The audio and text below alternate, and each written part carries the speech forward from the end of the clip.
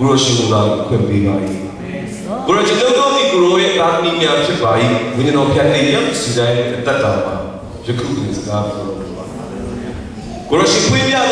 General, the mean I made, General, we need the Lonia to be bound. Groshi Jones, General, the China, Johnny Guru, we need Anna with Chazzy. Can you get it, Lona?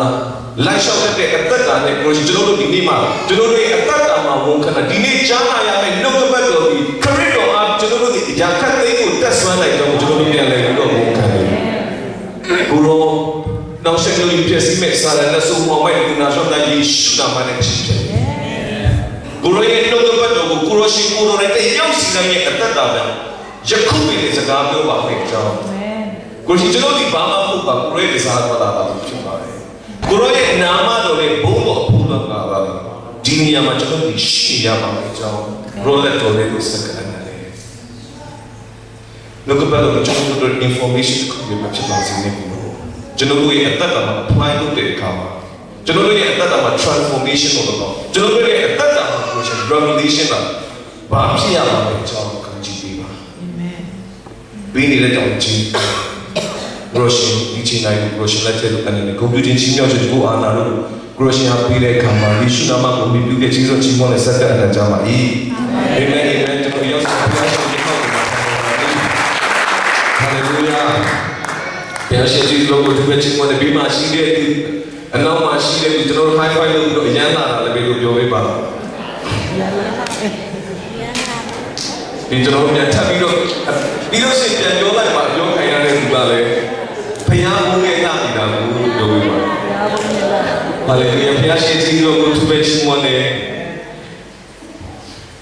Jolona me, Raja the Nano was down there, Yashikuro, Yoya, Roshipa, Lushile, Jans down there.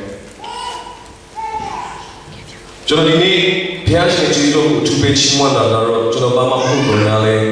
Piash, Jolomia, put on me. Dima, Chinda, and I talk young, Bajino less row. Baptino is wrong. General, I won't carry a shield to the end of the yard. General, yeah, she will talk me at original one leader in the yard. General, do you want not? So she looked on, said, she a blue boy, said, she know? You are right. General, do you want us? General, that they can go swing, Juno Pop, Seneca. General Siaja Freeto, Mera like General Laya, Johnny Bali, Madame Joya, General Trump, he that in Ame. And I know she's Siaja Freeto, and he had to wish him, Mano, there's really.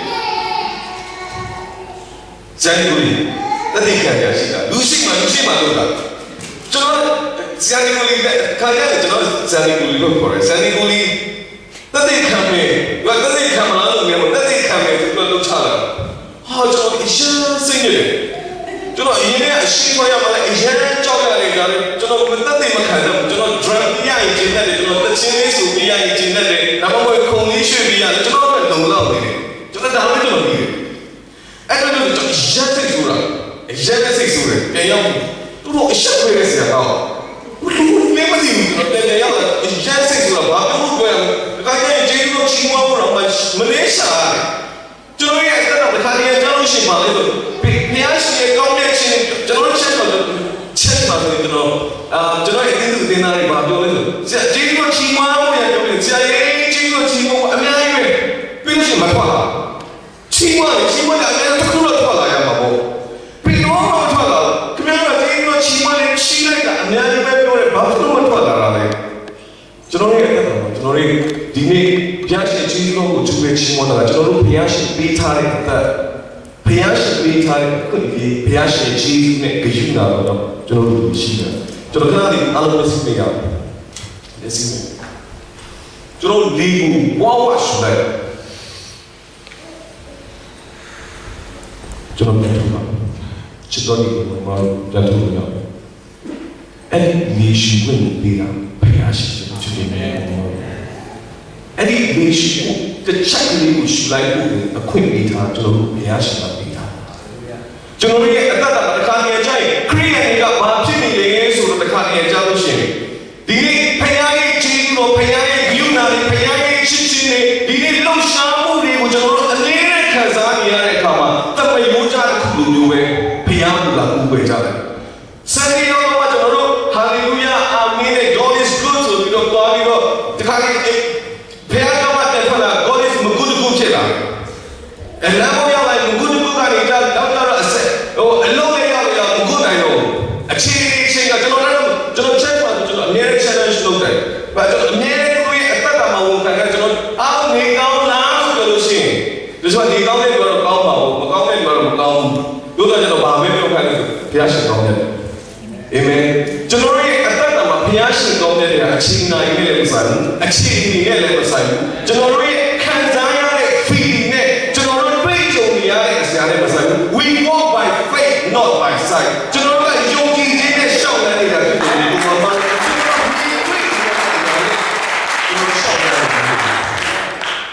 ရားရှင်ရဲ့ကျေးဇူးတော်ကျွန်တော်ဒီနေ့အသက်ရှင်ခွင့်ကိုရတယ်ဒီအသက်ရှင်တဲ့ဘုရား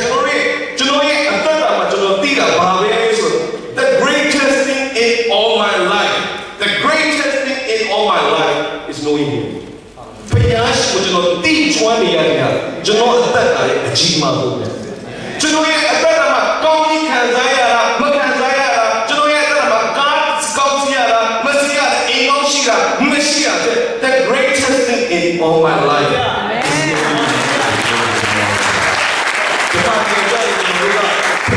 ချီးမွမ်းတာမှာကျွန်တော်တို့က limit နဲ့ချီးမွမ်းတယ်။ကာတိကိုညာလို့ရှိပုံချီးမွမ်းတယ်။ကာကနေကောင်းတယ်ဆိုလို့ရှိပုံချီးမွမ်းတယ်။ကာတိမကောင်းဘူးဆိုလို့ကျွန်တော်က second hand ကျလို့တိတ်မချီးမွမ်းကြတော့။ရှက်လို့ဆိုပြီးတော့ဒီနေ့ဘုရားရှင်ကောင်းတယ်ဆိုပြီး God is good all the time ကျွန်တော်တို့ပြောတယ်။ God is good all the time ပြင်ရတယ်။ဘုရားတော်မှာတော့ပြင်ရပြီးတော့အိမ်မှာကျတော့အခါခါက God is good တော့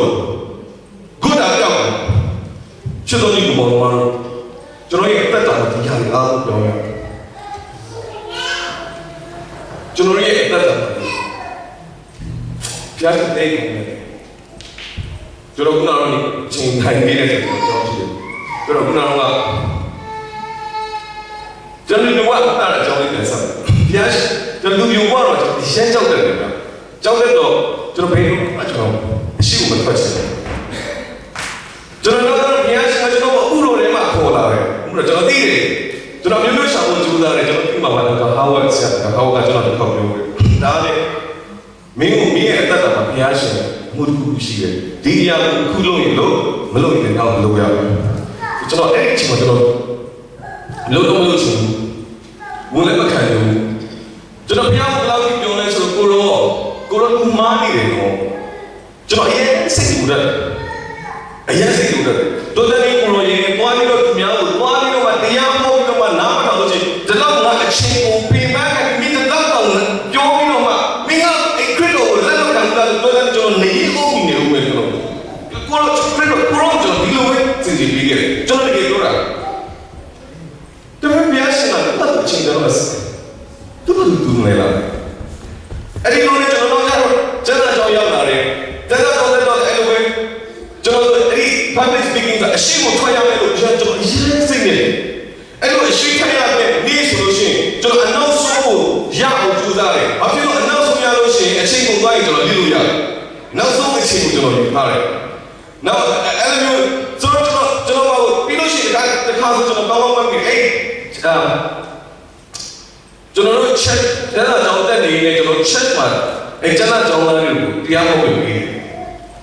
ကျန်တဲ့ကတရားဟောတာဖြောင်းနေတာပဲကျွန်တော်အရင်ကျွန်တော်ကြောင်းလန်းကျွန်တော်ရှိဖို့တာပြီးတော့ကျွန်တော်ပြင်ဆင်ထားပြီးတော့ကျွန်တော်ပြောရင်ကျွန်တော်အဆုံးမတတ်တော့ကျွန်တော်လုံးဝအဆုံးမတတ်တော့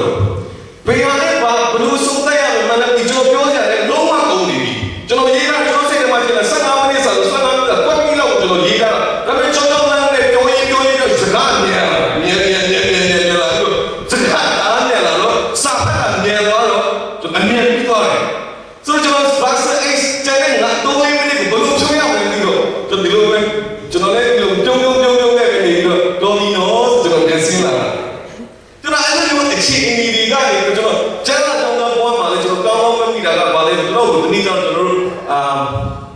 ကျွန်တော်တို့ဒီပွဲတော်နဲ့ပတ်သက်ပြီးတော့ကျွန်တော်တို့ချက်ပေါ်မှာလုပ်ရအောင်ပွဲတော်နဲ့တော့ကျွန်တော် execution အရင်ကြောက်တဲ့ခါမှာကျွန်တော်ပြရမယ်ဆိုတော့ကျွန်တော်မုန်းချူတာတော့ကျွန်တော်မုန်းချူပြီးတော့ဝေခိုင်းတယ်ဒီလည်းကျွန်တော်မုန်းချူပြီးတော့ဝေလဲဝေပြီးကျွန်တော်မလုပ်တဲ့မုန်းကျွန်တော်လည်းချူတယ်ဖြစ်ချင်တော့ကျွန်တော်ကချိုးပြီးတော့ကျွန်တော်လက်ထဲမှာရှိတဲ့အရာမုံလုံးရကြီးဖြစ်တယ်ဆိုတော့အကုန်လုံးကျွန်တော်ဘာလို့ this is my boy I brought it for you ဒီဘာလဲဒီချိုးဖက်တဲ့ခန္ဓာကိုဒီမောင်ကဒီလိုပို့လို့ကချိုးဖက်တော့ခန္ဓာကိုဆိုပြီးတော့ကျွန်တော်စားပြီးတော့ပြောပြီးတော့ဟောလို့ဝေလဲဝေပြီးကျွန်တော်စားတယ်လို့လို့မှကျွန်တော်သတိရတာပေါင်းလုံးအကြီးကြီးဖြစ်တယ်ကျွန်တော်လက်ထဲမှာဆိုတော့ကျွန်တော်လက်ထဲမှာထဲလိုက်တဲ့ကျွန်တော်အိမ်ထဲမှာကျွန်တော်လေးလုံးလုံးမတတ်တော့ကျွန်တော်လက်ထဲမှာကျွန်တော်ထဲတော့မယ်ထဲလိုက်ပြီးတော့ကျွန်တော်ဝါးတယ်အကုန်ဝါးတာအိမ်မှာလူရှိမှာဝါးရင်အောက်ကလည်းကျွန်တော်စောင့်တယ်ကျွန်တော်လည်းဇလီရလည်းချက်ချင်းလေးမျိုးလုံးမြောက်ပြောပြီးတော့မှမျိုးရမှာဆိုဒီမှာလည်းမျိုးလုံးမင်းကကျွန်တော်ကဝီကွာဖြစ်နေပြီးတော့ကျွန်တော်အဲ့လိုအခြေအနေရနေပြီးတော့ကျွန်တော်တက်လာတယ်ကျွန်တော်ဒီမောင်မဖျားရှင်မကောင်းဘူးဆိုကျွန်တော်ညမှာလည်းရှိနေပါဘူးကျွန်တော်ဒီညမှာလည်းရဲ့နေမှာဘူးရှက်ပါလေကျွန်တော်ဒီတော့ခါပါလေဘယ်လိုဖြစ်လာမှာဒီနေ့ဖျားရှင်ကြောင့်တာလေကျွန်တော်ရဲ့အသက်တာမှာအရာခက်သိဖြစ်နေ it's all about him ဒီနေ့ချစ်တော်ဒီကောင်ကျွန်တော်ဒီ message ကြီးကလည်းသူ့နေတော့ပဲဒီနေ့ it's all about him ကျွန်တော်ရဲ့အသက်တာမှာအရာခက်သိဟာသူ့အတွက်ဖြစ်နေရမယ်ချစ်တော်ဒီကောင်မတော်ကျွန်တော်ရဲ့အသက်တာမှာခါကြလို့ရှိရင်ကျွန်တော်တို့ကထီတာနဲ့သူ့ကို worship လုပ်ကြတယ်သူ့ကိုကိုးခဲ့ကြတယ်ကျွန်တော်လူပြဘွားတော့ကဇမန်လေးဝင်နေကျွန်တော်လည်းကြီးစားတဲ့အချိန်လေးမှာရန်ချစ်တယ်ရန်ချစ်တော့ကျွန်တော်ဘာလို့လဲဇမန်လေးဝင်စီအဲ့ဒီချိန်မှာဇမန်လေးကဖတ်မျိုးလာနေတဲ့အချိန်မှာကျွန်တော်သွားတွေ့တဲ့အခါမှာဇမန်လေးဝင်ကလည်းကျွန်တော်လာမှတီးတော့မင်းအလားပါဒီပြင်စင်ကမှကျွန်တော်တွေ့တဲ့အခါမှာဒါပေမဲ့ကျွန်တော်ကြိုတဲ့အချိန်မှာဘာလို့လဲရင်မွေးစုတဲ့အရာတွေရှိတယ်အဲ့ဒီရင်မွေးကကျွန်တော်အခုထိမှတ်မိတယ်ဗာလဲဇီနိုတစ်စိတ်လေးနဲ့ဘူးပြခါလို့ခေါ်တယ်အဲ့ဒီအနက်ကကျွန်တော်ဘယ်လိုမှမခံနိုင်တဲ့အနက်ဘယ်လိုမှအဲ့ဒီနေရာကိုခေါင်းကြီးဘူးကျွန်တော်လူကခေါင်းကြီးကိုက်ပြီးတော့ကျွန်တော်ပြန်ရတာဘာလို့ဆိုတော့ကျွန်တော်ရဲ့အသက်ကမခါနိုင်တဲ့ကြောင့်ရှိဖျားရှင်ကျွန်တော်ပေးတာပေးနေတယ်ခါကြတဲ့ကျွန်တော်ဆရာမလည်းကျွန်တော်ကိုကြိုးစားအလားပါတော့နဲ့အမွေးကြိုင်နေမှာကျွန်တော်ကိုကြိုးစားတယ်ကျွန်တော်ခေါင်းကိုက်နေအဲ့မှာရောက်လို့ရှိရင်ကျွန်တော်လည်းအဲ့ဒီမွေးမဆုရမဆုရင်မရဘူးလားကျွန်တော်ပြီးတော့ရဲချက်တယ်ကျွန်တော်လည်းမခံနိုင်တော့ဘူးတော့ကျွန်တော်ရဲ့အသက်တာမှာဒီနေ့ဖျားရှင် it's all about him သူရဲ့ဝေးသူရဲ့ဒီကဲဖျားရှင်အချက်စီတော့ဖျားကိုကျွန်တော်လက်ဝိနေတော့သစ္စာနဲ့တော့ကိုယ်ွယ်ပြီးတော့ဒီနေ့ယုံကြည်ဖို့ရန်ကြီးချစ်တော်ဒီကောင်မတော် it's all about him ကျွန်တော်တို့အနေနဲ့ကြောက်လို့ရှိကျွန်တော်တို့အတိုင်းဝိုင်းထဲမှာစပါးဖြစ်လာတဲ့ church မှာပါဖြစ် DIY church အများကြီးတယ် DIY ဆိုပြီးတော့ do it yourself ဆိုတာကျွန်တော်တို့ value ကိုသွားမယ်ဆိုလို့ရှိရင် warehouse ထဲမှာကျွန်တော်လိုချင်တဲ့အရာတွေဆွဲလာပြီးတော့မှကိုလုပ်ချင်တဲ့အရာလုပ်လိုက်ဒီနေ့တိုင်းကြိုက်လူတွေကလည်းပါလဲဆို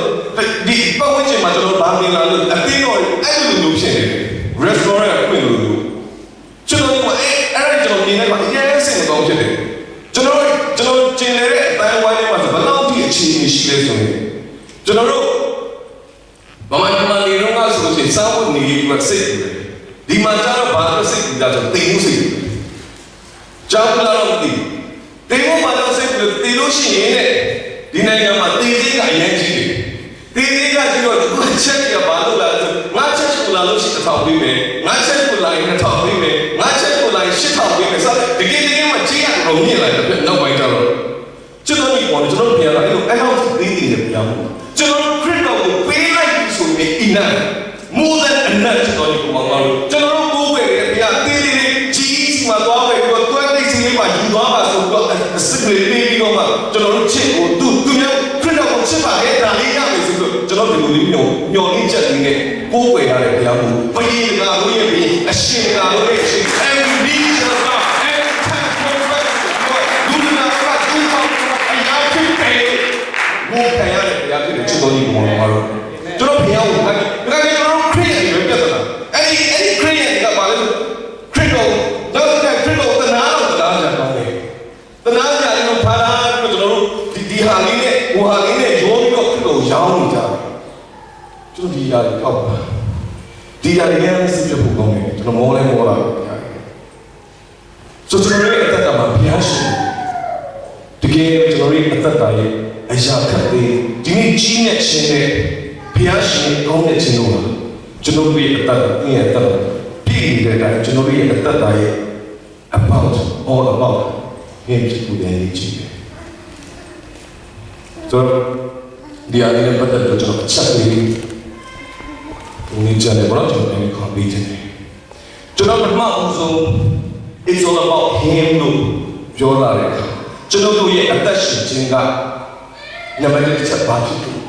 ကျွန်တော်တင်ပြီးတော့ခေါ်အားပေးခြင်းဆိုတော့ကျွန်တော်တို့ရဲ့အသက်ရှင်ခြင်း his story ဖြစ်ဖို့ရည်ရည်ကြီးတယ် his story လို့ကျွန်တော်ပြောတော့တမိုင်းလို့ကျွန်တော်ပြောတော့ his story သူရဲ့အကြောင်းအရာတွေမှာကျွန်တော်တို့ပါဖို့ရည်ရည်ကြီးကျွန်တော်တို့ကျွန်တော်တို့ဘုရားကိုဝိပဿနာတယ်ဘုရားကိုအမှုမဲ့အများကြီးထည့်ထားတယ်ဘုရားကအတိမတ်နေပြီတယ်ဘုရားရှင်ကကျွန်တော်တို့ရဲ့အသက်တာမှာအကောင်းကြီးလုံးပြနေလို့လေလုံးနေလို့လေအဲ့ဒီပုံမှာသွားပြီးတော့အတိမတ်နေတယ်ကျွန်တော်အဲ့ဒါနဲ့ပတ်သက်ပြီးတော့ရှင်မကုထုံကြကကြီးစက်နေအခန်းငယ်40က44ရှင်မကုထုံကြကကြီးစက်နေအခန်းငယ်40က44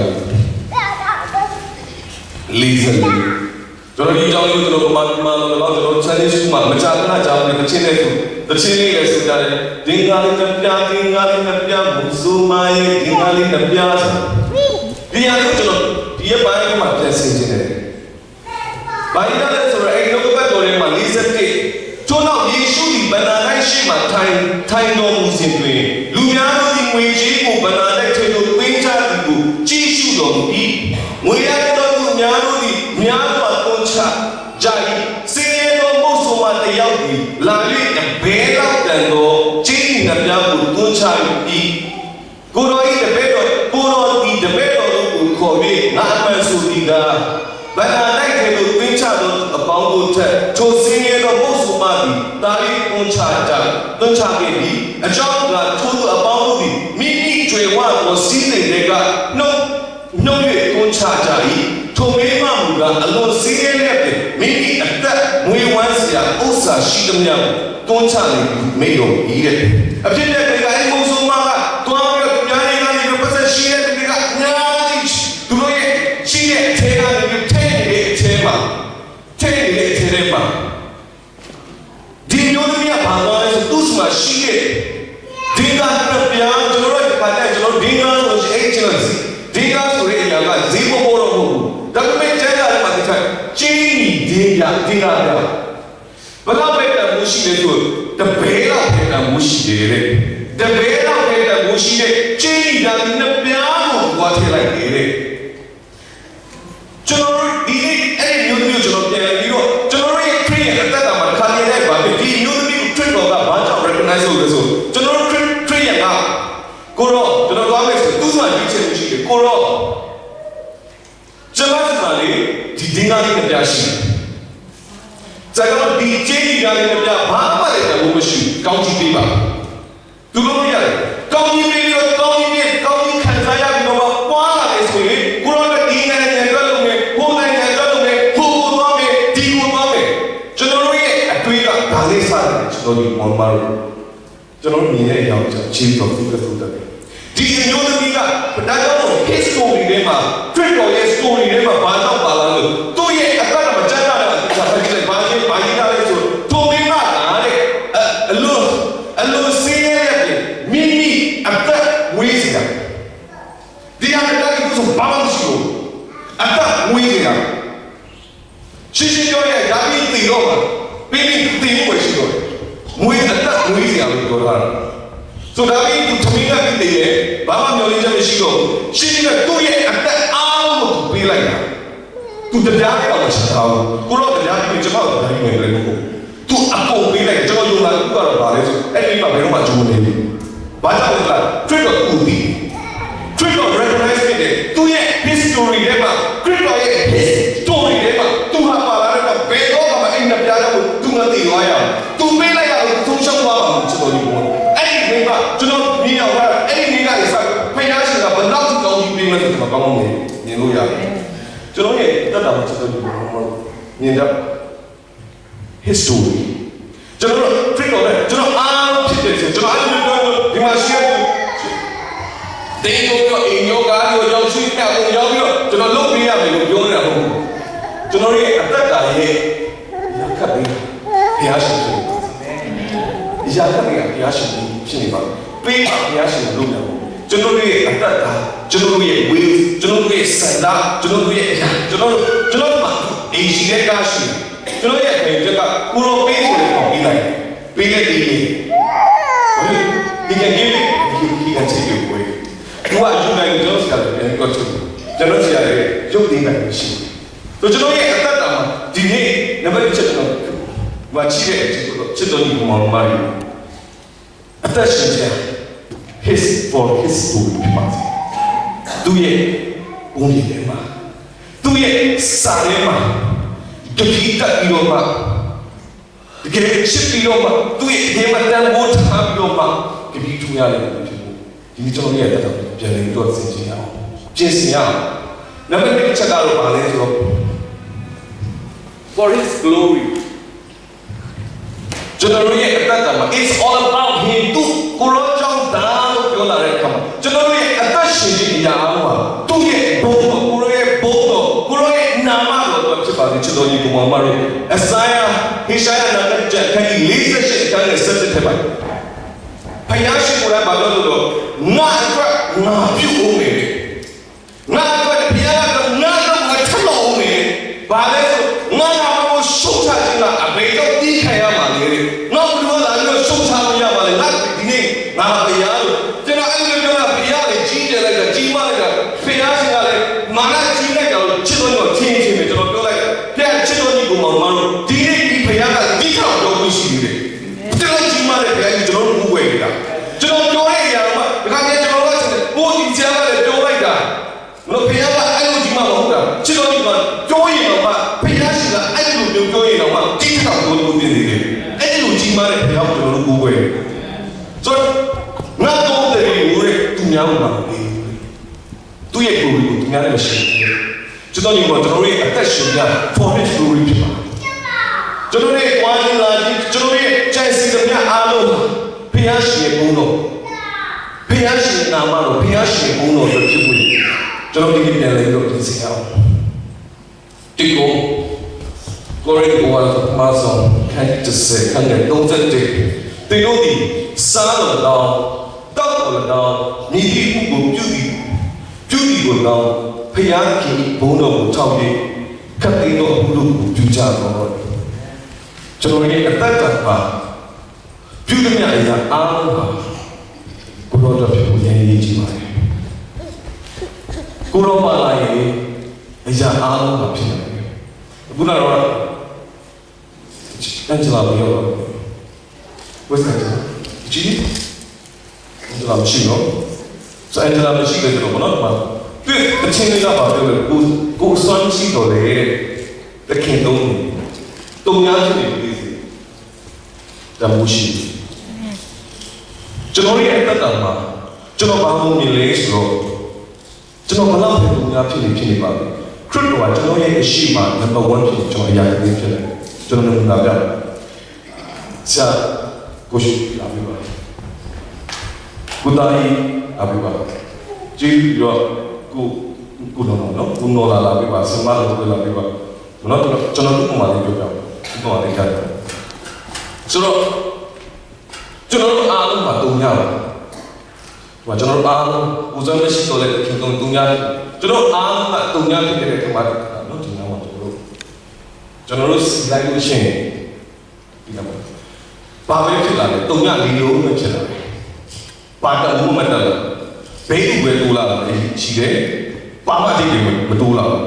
တုံညမှာတုံညပဲတုံညမှာဘာမှတလို့မရှိတဲ့ကြောင့်လို့ဘလောက်ပဲ 저는 탑이로 이만 시에 앞으로 탄 소리 과로 동냐가 다못 살아라. 다음에 저의 아시마 트리도가 넘버디 피아싱한 넘버디 피아싱한 저의 아시마 시에 이거 넘버디 키네. 저는 이렇게 나네 저는 탄 되고. 자꾸 시야가 나면 애야 되고. 고다이 말하면 타오피다. 고노가 피가 타오피가 저러지만 애는 피야가 오리야. 피야싱한 저의 아시마 시에 저를 나서만 시네. 와피도 Y 00001 리미트 와 리미트 와 저는 바보스도 아따이가 그게 비야가 쳐와 저는 아따다의 시도만 비야시 되는 저는 인간이다 저는 thank you 저는 인간이다 저는 아따노만 풀어한 넘버 1다 소위 대야를 되게 타오는 되게 가오는 되게 $10,000 자다가 대야가 들어오면 눈 타고 뒤지네 대야가 눈 타고 뒤지 자자다 그저는 아까가 디네 또의 글로리가 대신에 가마 배야시가 넘버 1라 아이샤가 되는 글로리네 비비송아 저는 고마워 저는 이제 너서 가로 저는 아까가 대신이야 저는 내는 비야와 저는 아까가 내는 저는 아까가 배도만 믿는가 두의 배중나데 지수로죠 저는 대신에 대수라 배도만 믿는 First Peter, 신비리 오와르가 그마사 and 직 하는 동네만 예수 그리스도 모래 누가 반가래 예수 그리스도 대지마 참여세로 앞에 지수하고 개중나 네 나도 그때 팬십과시로 도래 저는 이게 born 저는 new 저는 악대책과시를 야가 패야의 개중나 인간 저는 좋아하는 거야 तुझे चेंज होने तुझे पीना His mercy His love का जोड़े अतः ना तुझे कहीं चीज़ ना तो कहीं ना रोने नारों को तो पैंचिप वाज़ दोरे तो पैंचिप वाज़ रो जोड़े अतः ना दिने फिर तो आपके चीज़ रो आपके जोड़े प्यासे विशुद्ध ना रो आपके ना जोड़े शांत में 저는 애다라고 저는 생각하게 가면 피아의 진수도의 기준과 동날对比 저는 보지마 꼭 되지마 어웨이팅이지 고바 저는 만시만도 저는 가야 알는데 만시만도 저는 참가에 와서 가는 말로 내서 고바고 제가 돌리시 Singapore for our few years when fully big I will praise you Lord 저는 나 오면 놀라잖아 투자 놀라잖아 너네 그러 이제는 반지도 못하고 그러고 저는 생각만 말 저는 심한 말 for our few years when I will praise you Lord for few years when fully big 저는 시야에 심한 말 심한 내는 꼬박고 제가 저는 내는 저도 미안해 사람들이 말 심하게 mà bây giờ cái mà đông lại trên đây cũng nhìn trên này xuống bám mà gì mà chi đều ấy mà nếu mà chỉ được ấy dùng chi cũng nhận chi được cô dùng chi được ấy chi của này thì dùng là đông lại trên đây cả đi hà chi dùng vào chỉ dùng chi đi nhá là đi dùng chi dùng vào tiêu của nhà đi chỉ được chỉ thôi mà cho nó này anh ta làm mà ấy bây giờ sẽ đâu cho nó đủ anh ta sẽ ra ấy bây giờ sẽ cái cái gì đó cho nó cho nó đủ chân đi qua là 저는 아따시미도 아따시고 미야를 위해 미야를 아따시 뭐하고 싶고 미야를 아따시미도만 렘샤오가 있는 위해 미야를 아니 저는 요들이 아따다마 오 칸자니아 저는 또 소노래야 저는 야 참내야 시대야 두개 지네 두개 비나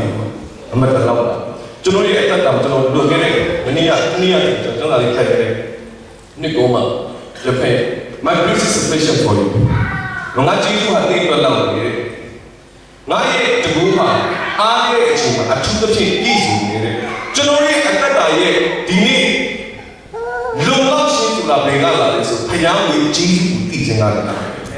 파양의 지수 띠가 저놈이 아까다만 롱락에서ဖြစ်လာ저놈이 아까다 mà để cái thu tập trên cái dùng để số để tất cả các mà bây giờ thay nhái cái cũ của chúng tôi để cái về là khai vô mà chúng tôi tất cả mà khai giá như mà vậy chúng tôi đi cái thu tập trên cái dùng để số để chúng tôi tất cả khai nó bây giờ mà chúng tôi đi cũ vào bờ đuôi xoay bây giờ mà lùng lao mà lùng lao thì chúng mà lùng sao media là lùng lao thì share này đúng là lùng sao đó là phía trên cái điều điều cả lùng lao đó là cho anh lùng lùng và lý thuyết của nó là nó cho nó cho nó cái này điều là cho nó sung rê ya cả thì phía trên chính số tí điều cả cho nó biết tất cả điều đó cho nó biết tất cả lùng lao cho nó nghe amen Jeremy media sẽ ta Jeremy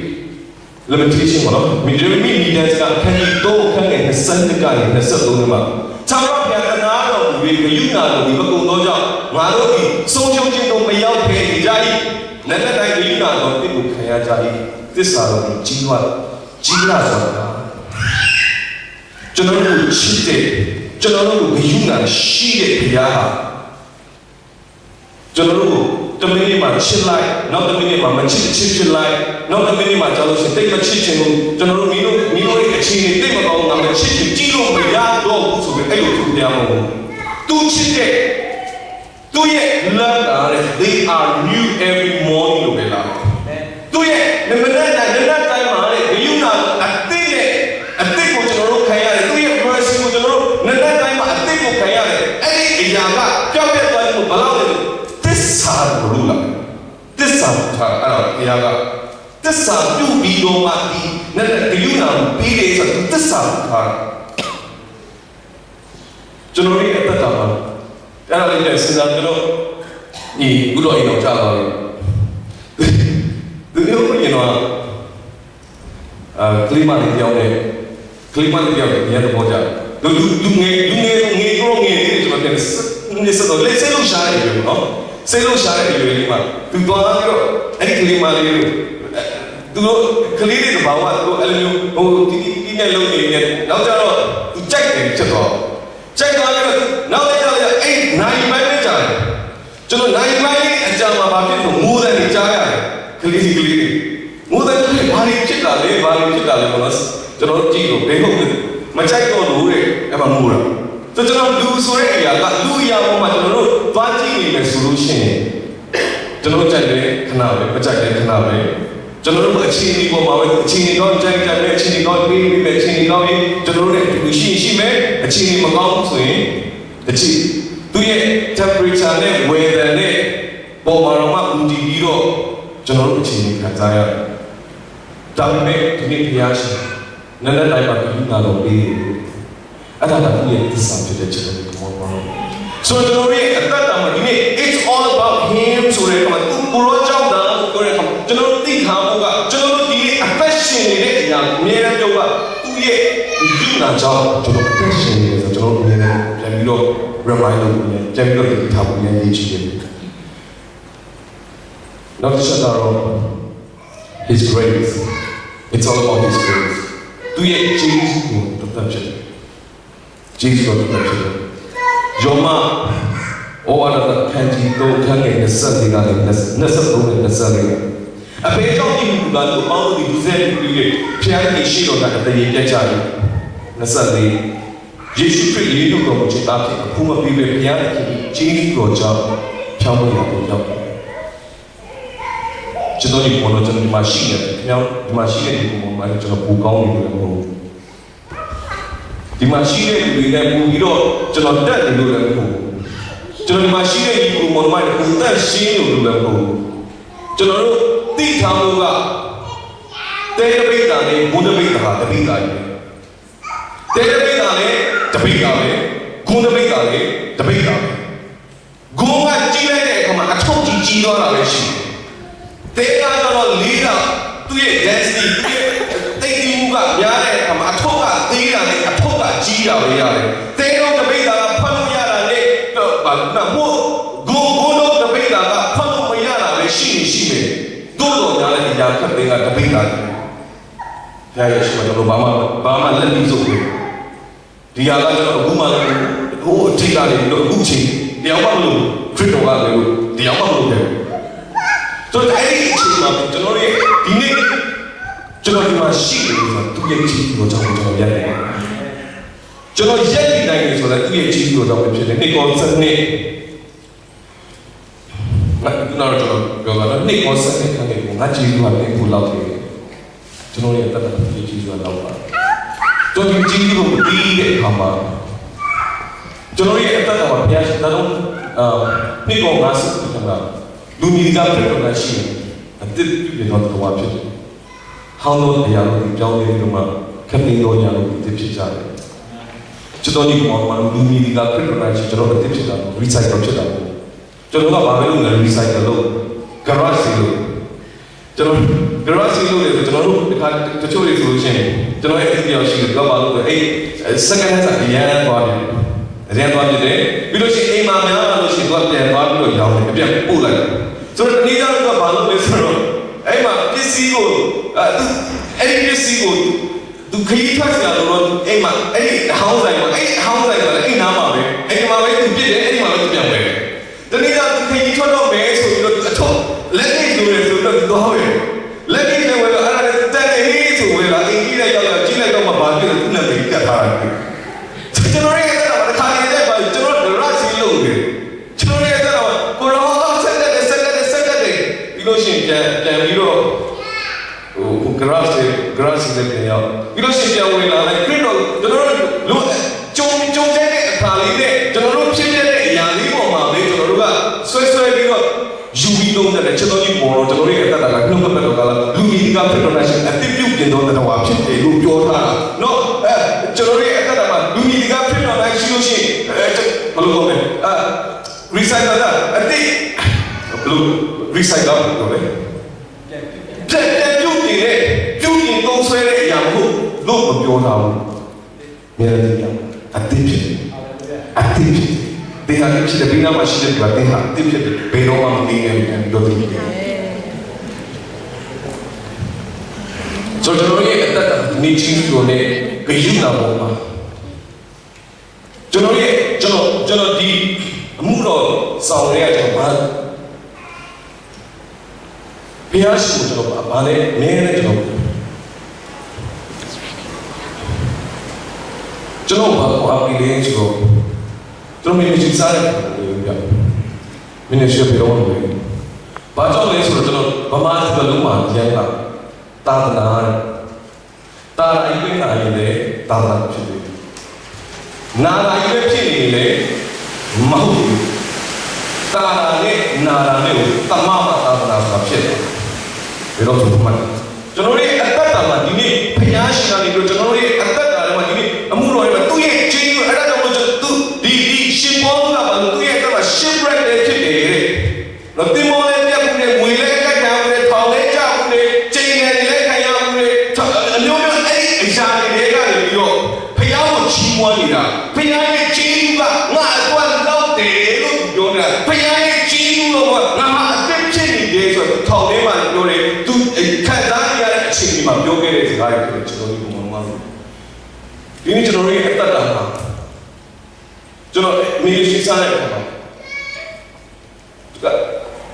ဘလို့ကောင်းတယ်ဘာမှမရှိလို့ဆရာမရှိဘူးဆိုတော့ကျွန်တော်အဲ့တော့ကျွန်တော်နဲ့လည်းတွေ့တဲ့ church ကနေတော့ဗာပြောလာတယ်ဆိုတော့အိမ်မှာပဲလုပ်ပါရဲအိမ်မှာအလူလည်းမရှိပြောရမှာပဲပြောရတယ်တကယ်လည်းရှိစစပဲပေါ့ဆိုတော့အဲ့မှာကျွန်တော်ကနောက်နေ့ဖျားရှင်ကပြောလို့ဆိုဖျားရှင်ပြောတဲ့စကားကျွန်တော်တို့လည်းပြောတယ်ဖျားရှင်ပြေးစားကျွန်တော်တို့လည်းပြောတယ်ကျွန်တော်မလုပ်လို့အဲ့ကျွန်တော်အဲ့ဒီချိန်ကကျွန်တော် church လာတယ်အဲ့ကောရဲ့ church ဒီဟာရဲ့အစားတော့ရှိလူ600လောက်ဆက်ဆိုကျွန်တော်စဉ်းစားကြည့်ကျွန်တော်ဘောတော့အဲ့600လောက်ဆက်တဲ့ church ကြီးထဲမှာအခါတည်းတိုင်းတယောက်ပဲရှိတယ်ကျွန်တော်ရဲ့ဥပရဲ့ဆရာမ3ယောက်ပဲရှိတယ်အဲ့မှာကျွန်တော်တို့ကကိုရိုကြီးကိုကျွန်တော်တို့လောက်ကိုရိုကျွန်တော်ဘာခိုင်းတာလဲဆိုတော့ကိုရိုတီကျွန်တော်တီကိုရိုဘယ်တော့မှမမအောင်ဆိုတော့ကျွန်တော်ပြောတယ်ဒီခါကျတော့အဲ့လိုဖြစ်လာတော့လူကပြန်နေတယ်တော့မချင်းနဲ့ပြန်တယ်ကျွန်တော်မိမလေးရှိကျွန်တော်ညီကိုမောင်မလေးရှိတယ်ဖတ်လို့မှအများကြီးရှိတယ်ကျွန်တော်ဆရာကျန်ပြီးတော့ကျွန်တော်ရဲ့ ကျွန်တော်ကိုမလေးဆက်ပါအကုန်ရှိတယ်ကျွန်တော်ပြန်နေတယ်တော့ဘုရားရှင်ကနိုးသူ့ရဲ့ကျေးဇူးကကျွန်တော်လောက်လို့ကျွန်တော်သိတယ်သူ့ရဲ့စကားကလည်းကျွန်တော်သိတယ်ဆိုတော့ကျွန်တော်သိနေတဲ့အခါကျွန်တော်မြင်ရတယ်ဘုရားရှင်ကလည်းလေးပါတော့ဒီပါတော့စေဘုရားရှင်အဲ့ဒီလိုပို့ဆောင်တယ်ကျွန်တော်ကဒီအသင်းကိုကျွန်တော်ကိုင်းလာဖို့ဘုရားရှင်ကကျွန်တော်စင်နေတာကိုကျွန်တော်ပြန်ပြီးတော့သိခံလို့ဆိုဒီမှာအဲ့လိုမျိုးကျွန်တော်ဒီမှာရှိတဲ့ပုံမှန်တွေတော့ကျွန်တော် encourage လုပ်တဲ့ပုံနဲ့ကျွန်တော်ပြောတာကျွန်တော်တင်းတော့ပါဆိုလို့ရှိရင်အရင်တော့ဟင်းချက်တဲ့လူရှိကျွန်တော်သွားပြီးဆိုရင်ကျွန်တော်ဘာပဲစားရလဲနေ့အပြုတ်ကြီးပဲတော့အပြုတ်ပဲစားရကျွန်တော်ဝတ်သားပြုတ်ဆိုတဲ့အပြုတ်ပဲတော့ရအနည်းတော့ကျွန်တော်အိမ်ကလေးကျွန်တော်ခေါ်ကျွေးကျွန်တော်ဒီနေ့ခေါ်ကျွေးတော့ကျွန်တော်သွားစားအဲ့မှာကျွန်တော်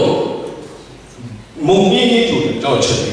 ဆိုတော့ကျွန်တော်သွားတော့တယ်ကျွန်တော်အဲ့မှာဘယ်လိုဖြစ်လို့သူတို့အေးရဲ့ job ခါစားဆိုသူက apartment လေးမှာနေတယ် apartment လေးမှာနေပြီးတော့အဲ့မှာသူဘာလုပ်လဲဆိုတော့သူတို့အဲ့ kitchen လေးထဲမှာပဲသူကဟင်းချက်ပြီးလို့ရှိရင်ခွက်စေးပြီးလို့ရှိရင်အဲ့ထဲမှာပဲဒင်းအဲ့ခန်းကြီးလေးထဲမှာတော့ကျွန်တော်ပြီးတော့သမီးဆိုဝဲရလေအဲ့နားမှာလို့ရှိကျွန်တော်လည်းအဲ့နားမှာထိုင်နေရတယ်ဆိုအဲ့မှာထိုင်နေနေကျွန်တော်ဘာလို့ကျွန်တော်ကြည့်နေတယ်အဲ့ဒါကြီးကျွန်တော်စားသမီးစားလို့ရပြီဆိုတော့စားတယ်စားပြီးကျွန်တော်သူဟင်းတို့ရေကျွန်တော်ဟင်းတို့ရေတောက်လေးရှိဆိုတော့ဟင်းတို့တောက်လိုက်တော့ဘာရတော့မရှိဘူးကျွန်တော်စိတ်မှာစက်တော်ရင်ကောင်းလားမတော်ရင်ကောင်းလားပြန်စဉ်းစားတယ်အခုကတော့ခွက်စီးတာရေကျွန်တော်မြင်ထားတော့ခွက်စီးနေတယ်ညာမားလို့လည်းထိလိုက်တာတော့မသိဘူးနော်ကျွန်တော်ရေးစဉ်းစားတယ်ကျွန်တော်ဘယ်လိုပြောရမလဲခုမားနေလားပေါ့နော်ပြောလို့ဆရာကောင်းနေကျွန်တော်ပြောရတယ်ကျွန်တော်ကောင်းတကယ်အဲ့ဒါကျွန်တော်စားပြီးဘယ်တော့မှအဲ့ဒီဟင်းတို့ကျွန်တော်ဆက်ကျွန်တော်ဟင်းတို့အရင်ကြိုက်တယ်ဒီမှာဆိုဟင်းကိုလေးဖတ်ပါမှာကျွန်တော်အများဟင်းတို့ဖတ်အများပါလိမ့်ရှိအဲ့ဒီဟင်းတို့ကျွန်တော်ဆက်လို့ဘာလို့မားလို့ကျွန်တော်လက်စီးကြီးပြီးတာမားမှာဆိုကျွန်တော်ဆက်လို့မကြည့်တော့ဒါပေမဲ့ကျွန်တော်အရင်ခင်လာတဲ့အခါမှာတော့ကျွန်တော်အဲ့တို့ချုံလေးပြကျွန်တော်သူ့တက်ပြောပြကျွန်တော်ဟာကြီးစရာလေးတွေဖြစ်လာအဲ့ဒီလိုချင်းကျွန်တော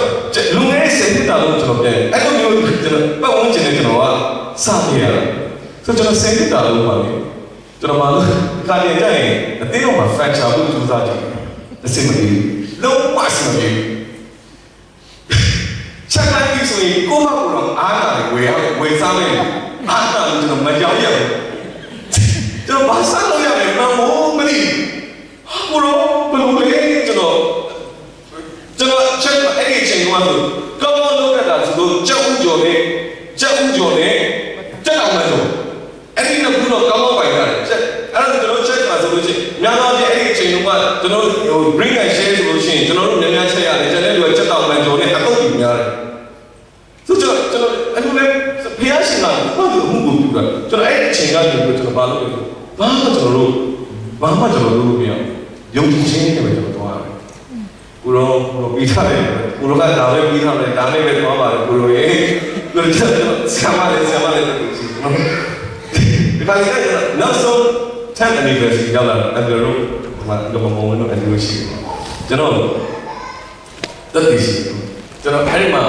ကျွန်တော်တို့ဈေးရောက်ပွဲလေးလိုမျိုးဈေးရောက်တယ်ဆိုအဲ့လိုဈေးရောက်ပွဲတော့ကျွန်တော်ဈေးလိုက်ရောက်ပြီးတော့ကျွန်တော်တို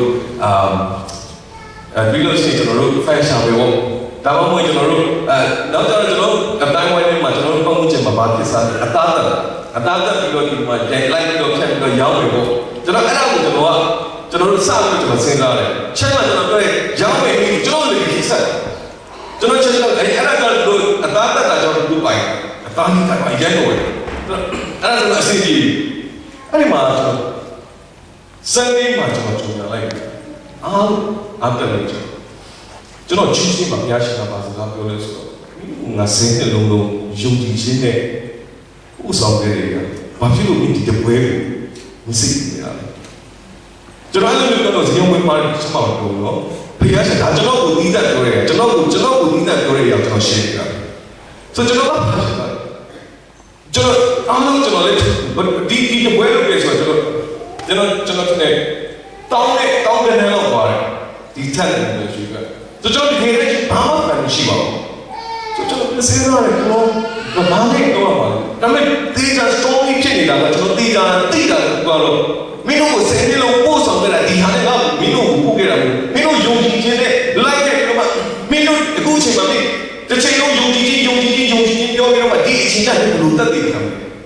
ဲကျွန်တော်အဲ့ဒါတကယ် story ပြောလာတယ်ကျွန်တော် ကျွန်တော်လည်းပြောကျွန်တော် negative တွေမှာဘူးမှမချင်းနေဘူးကျွန်တော်ကိုပြောတဲ့အရာကိုကျွန်တော်ပြောတာကျန်တဲ့နေရာမှာကျွန်တော်နဲ့ကျွန်တော်ကိုပြရှင်းပြောတယ်ကျွန်တော်ဘာလို့လဲဆိုခုတော့ကျွန်တော်ဝန်ခံပြီးတဲ့အခါကျွန်တော်ဘာလို့လဲဆံမလို့ကျွန်တော်ဖုန်းဆက်မို့ပြရတယ်ကျွန်တော်ပြောနေဒီရဒီတာတာလို့ဇီအောင်လို့အကုန်လုံးရက်တော့တယ်အဲ့ကျွန်တော်အဲ့တော့ anti solution anti message ကျွန်တော်ပြောရဲ anti ကိုကျွန်တော်ညာပါနေလေ anti စရာတွေကျွန်တော်ပါတယ် new kick ကို anti ရန်တာကောင်း anti ကိုချင်းပြီးတယ် new kick ကြောင့်စလုပ်ပြီးပါ anti လုပ်ပြီးတယ်အဲ့ new kick ကိုစီရောကျွန်တော်အဲ့ဒါလေးတော့ကျွန်တော်ရောင်းလိုက်တယ်ဒါပေမဲ့ကျွန်တော်တာတော်မှ anti လုပ်ပြီးတော့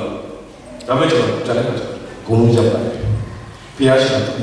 ကိုကျွန်တော်ပြောတယ်အဲ့ဒါရန်တိုင်းပြောရတယ်ဘာလို့ဆိုလဲဆိုကျွန်တော်တို့ဒီနေ့ဖျားရဲ့ဂျေဇုဖျားမှာကောင်းတဲ့ဆိုတဲ့အရာကိုသိနေတဲ့သူတွေဖျားရှင်နဲ့တွားလာတဲ့သူတွေဂျေဇုကကျွန်တော်တို့လောက်တဲ့ His grace ကျွန်တော်တို့ရဲ့အသက်တာမှာဒီအသက်ရှင်ကသူ့ရဲ့ဂျေဇုနဲ့အသက်ရှင်ကိုပြောရမယ်ဒီကျွန်တော်တို့မှာသူ့ရဲ့ဂျေဇုကိုကြောင့်ကျွန်တော်တို့အသက်ရှင်နေကြတယ်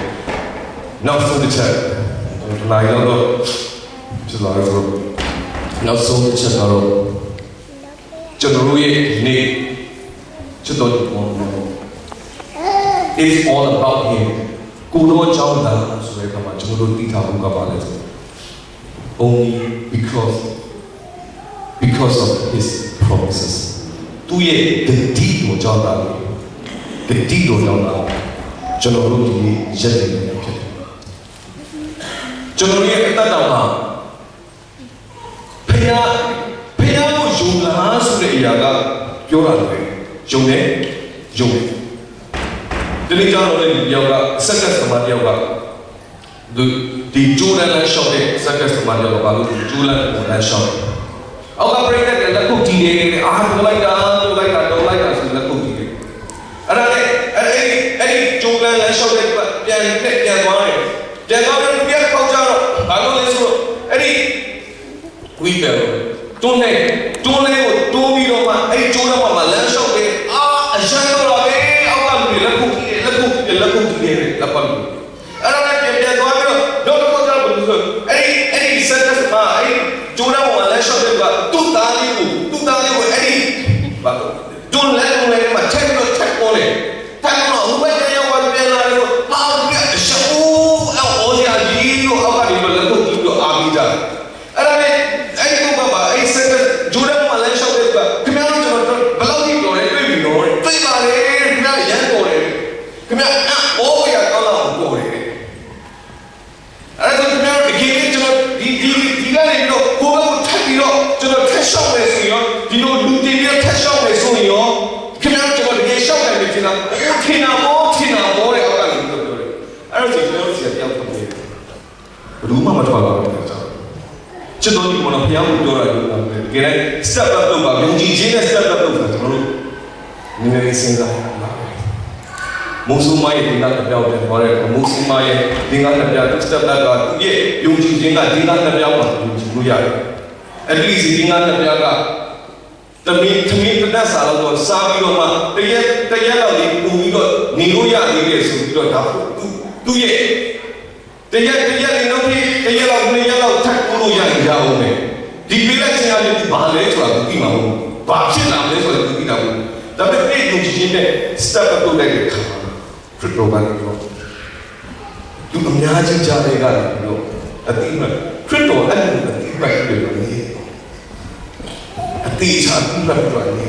လူတွေအများကြီးနဲ့အထီးလေးရှိတော့ညာလဲခရစ်တော်အတိမပြုပြီးတော့မှခင်ရတဲ့နေဒီနေ့ကျွန်တော်ရဲ့အတ္တမှာဒီနေ့ဘုရားရှင်ပတိတော်ကျွန်တော်ရဲ့အတ္တမှာသူ့ရဲ့အတိတော်မှာ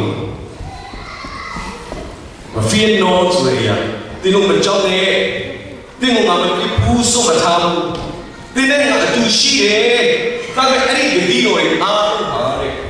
365ကြောင့်ကျလာတယ်မရှိဘူးဒီရဲ့365ရက်တိုင်မှာဘုရားရှင်ပတိတော်ကမကြောက်ဘူးရှိတာကျွန်တော်တို့ပြောပါကျွန်တော်ရဲ့အတ္တမှာကျွန်တော်တို့ကလူကလေကြောက်စရာဆိုတွေးပြီးတော့ကြောက်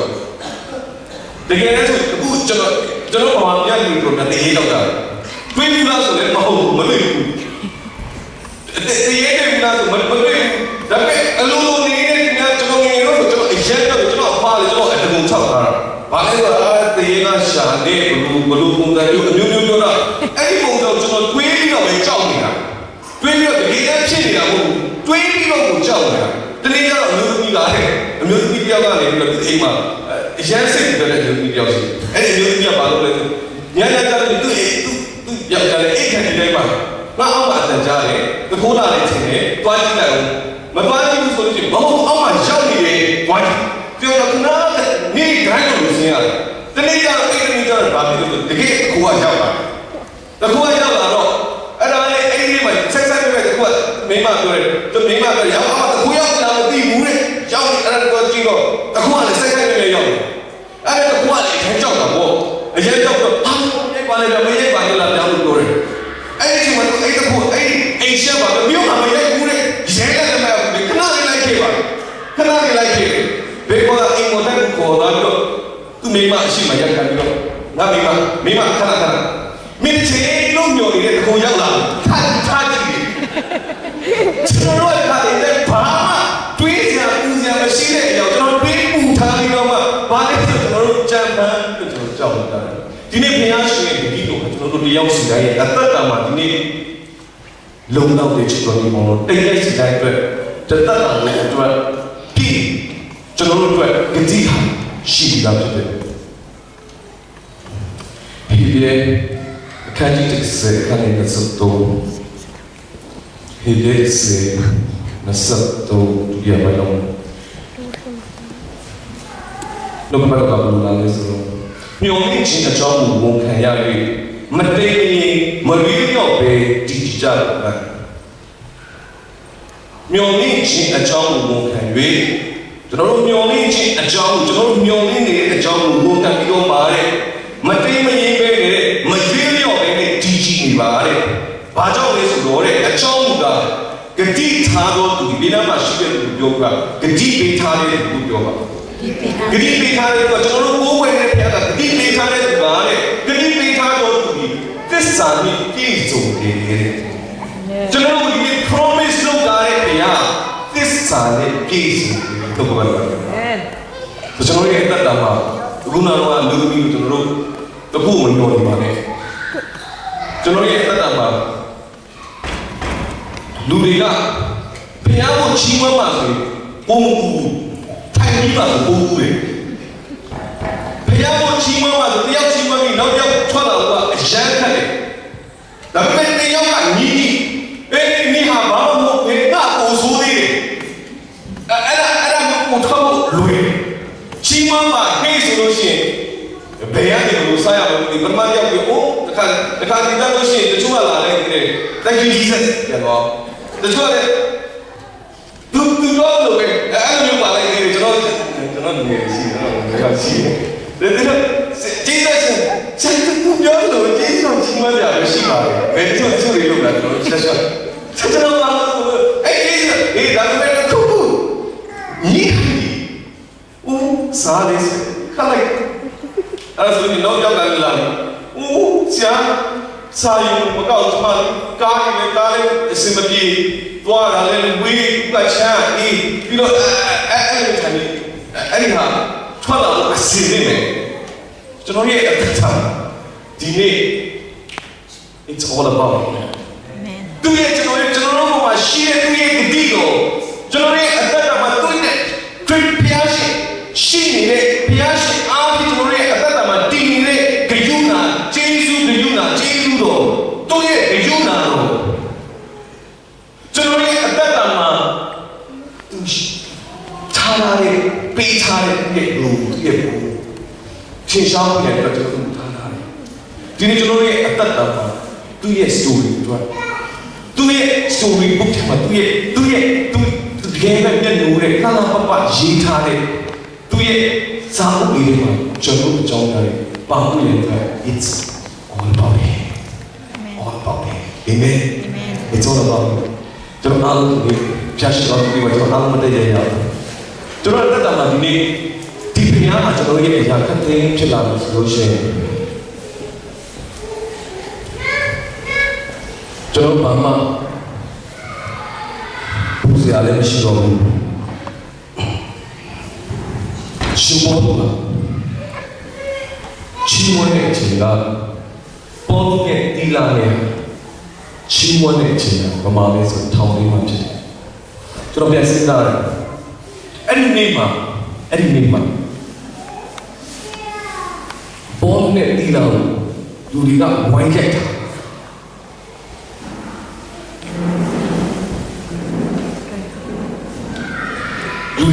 우리가 완전 좋다. 나쁘다 지는 저 미역지가.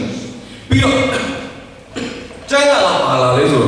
완전 좋다는 앞에 발라오트래서 또 처음에 앞뒤가네만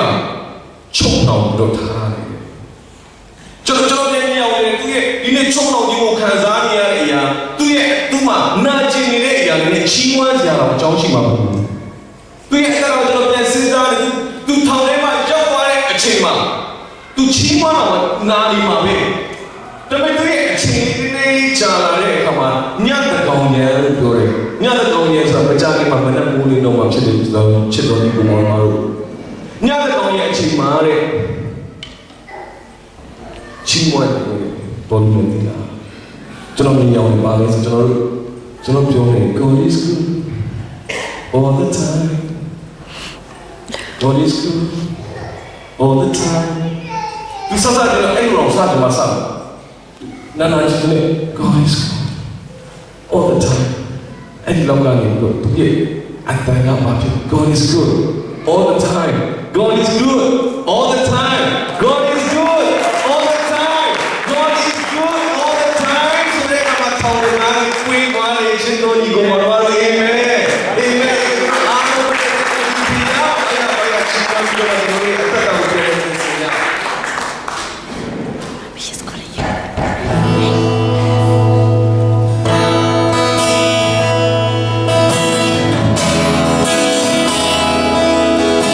Ini adalah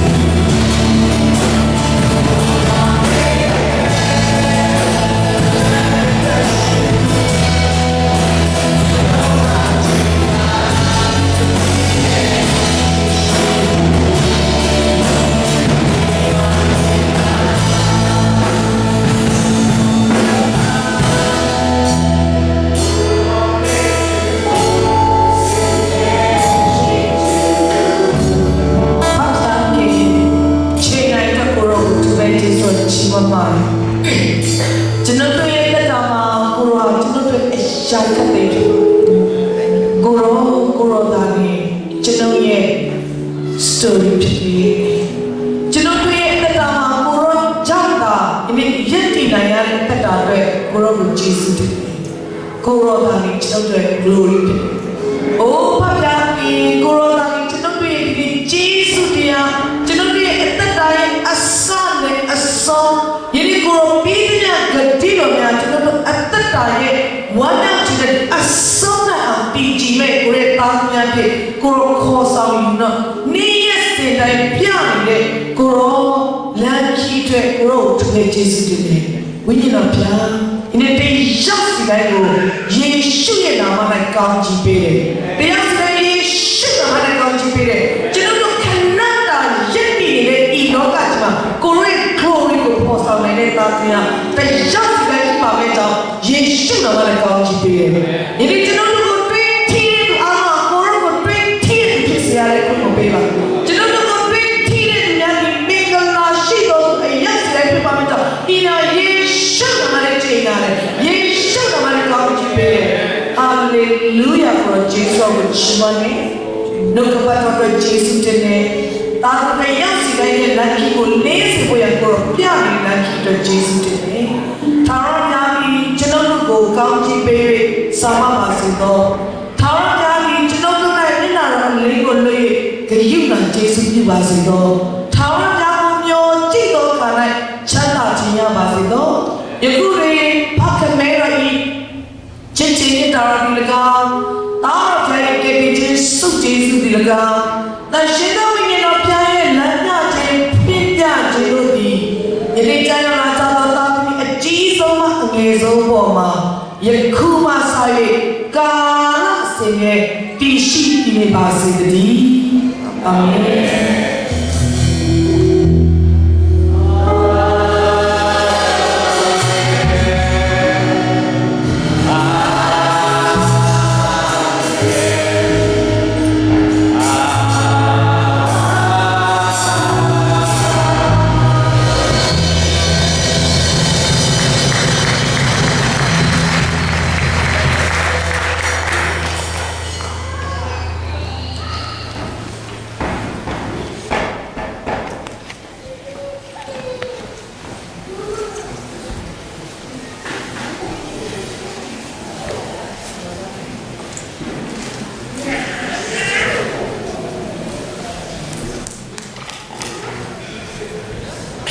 General